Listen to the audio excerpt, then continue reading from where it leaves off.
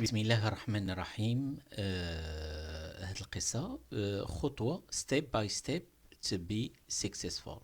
يعني خطوة بخطوة حتى يعني يكون النجاح. I started by my training in computer company as soon as I graduated from university. يعني بديت التمارين والتدريب في شركة للحاسوب من بعد تخرجي من الجامعة. I focused on my work. كنت أركز في عملي. I met in this company two senior engineers who gained many years of experience.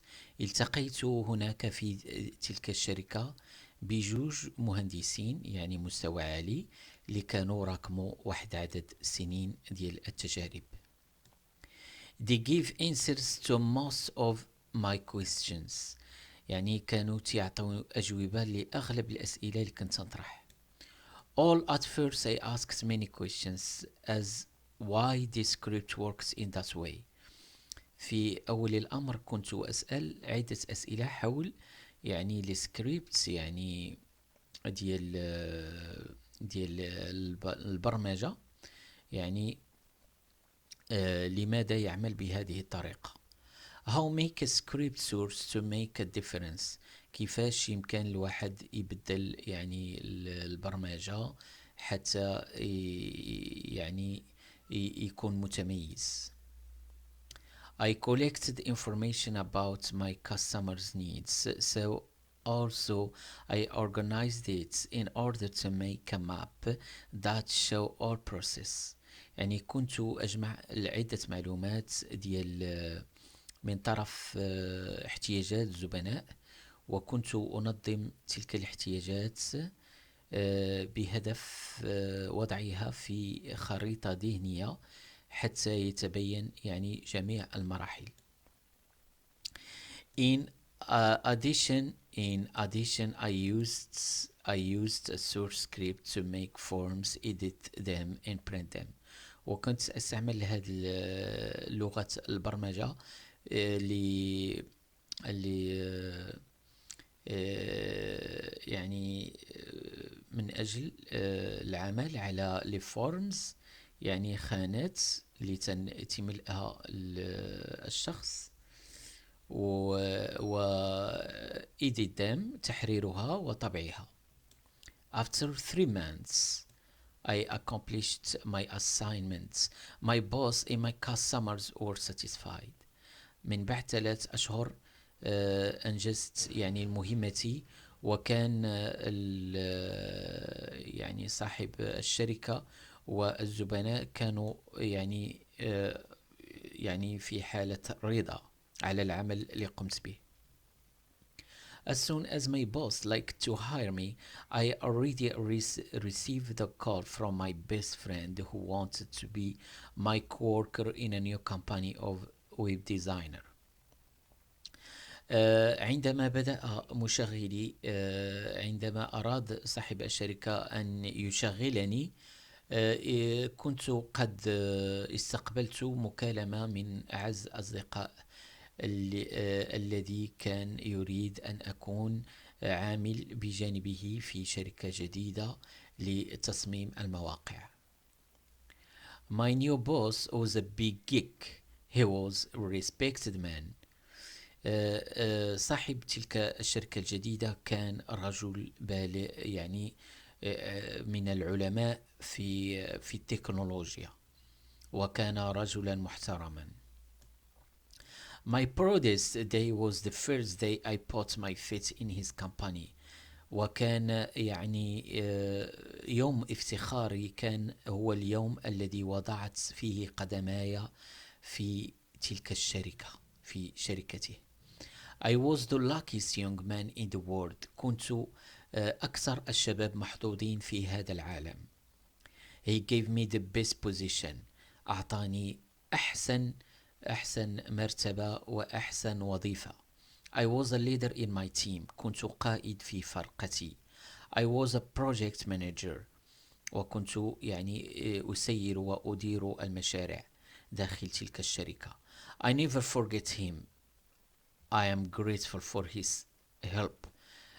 لم أنسى أبدا مساعدته، ولن أنسى الجميل والمساعدة التي قدمها لي. Internet was hardly known in 1998. الانترنت كانت معروفة بقلة في 1998. I strongly believed in it. وقد كنت أؤمن بها كثيرا. I studied very hard. I read recent books no matter the price. I didn't save money. وكنت أدرس بجد واجتهاد، وكنت أقرأ آخر الكتب لا يهم الثمن.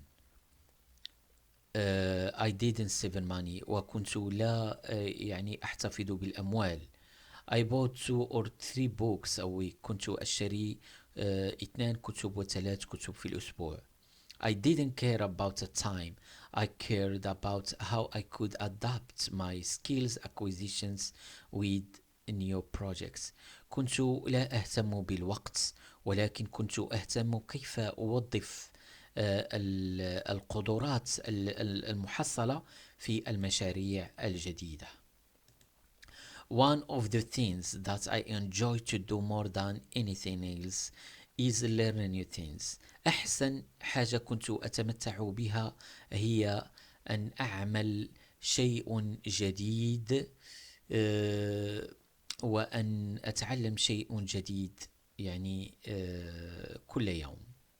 I wanted to keep learning. وكنت أحب أن تزداد معارفي. I wanted to keep growing. وكنت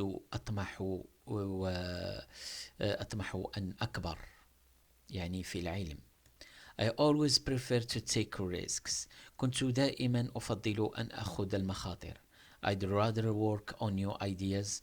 وكنت أفضل العمل على الأفكار الجديدة. My life's dream is to understand the newest technology on my projects. وكان حلم حياتي أن أفهم آخر التقنيات في المشاريع الجديدة التي كنت أعمل عليها. Later we committed to a big project. It was very interesting. وانخرطنا فيما بعد انخرطنا في مشروع كبير وكان مهم جدا. We worked deeply together. وكنا نعمل بعمق وباجتهاد جماعة. My assignment was focused on software solution that give any person the best website of shopping, sports, news, travel, rent cars, real estate agency. وكانت مهمتي أن أركز على الحلول البرمجة التي كانت تعطي لأي شخص ولأي شركة أحسن المواقع للتسوق والرياضة والأخبار والسفر وكراء السيارات والعقار، وكالات العقار. Another team were focused on hardware solution that have an internet on TV with wireless keyboard in small box through phone line. وكان الفريق الآخر يركز على الحلول التي تعتمد على على ال على ال على الحاسوب وعلى لكي يستقبل الانترنت عن طريق التلفاز وباستعمال لوحة مفاتح يعني كلافيي بدون خيط. وكان الاتصال يتم عبر علبة عن طريق الخط الهاتف. The reporters of second channel will come in our company to explain on air our projects. We had a great job. وكان الصحفيين القناة الثانية قد أتوا إلى شركتنا لنشرح يعني عن طريق الهواء عبر الهواء يعني أن نذيع البرامج والمشاريع التي عملنا عليها، وكان عملا رائعا. Being successful in this field, we should have a good eyesight and quick reflexes. أن تكون ناجحا في ذلك الدرب يعني يجب أن تكون لديك بصيرة جيدة، وأن يكون عندك رد وحس فعل قوي. One the best way to improve that job is learning intelligently and efficiently. ومن أحسن الطرق لكي تتطور في ذلك وتتحسن في ذلك العمل هو أن تعمل بذكاء وبفعالية. Don't accept failure. Try again and again. لا تستسلم ولا ولا تتقبل الفشل. حاول مرة ومرة، سيأتي النجاح بإذن الله. هذه قصة يعني كانت من أوائل القصص التي كتبتها وهي سيرة ذاتية، يعني عشتها شخصيا، وقد كتبتها لتحفيز الشباب على العمل بجد حتى إن شاء الله يلقون النجاح بإذن الله. إلى أن نلتقي في قصة أخرى، والسلام عليكم ورحمة الله وبركاته.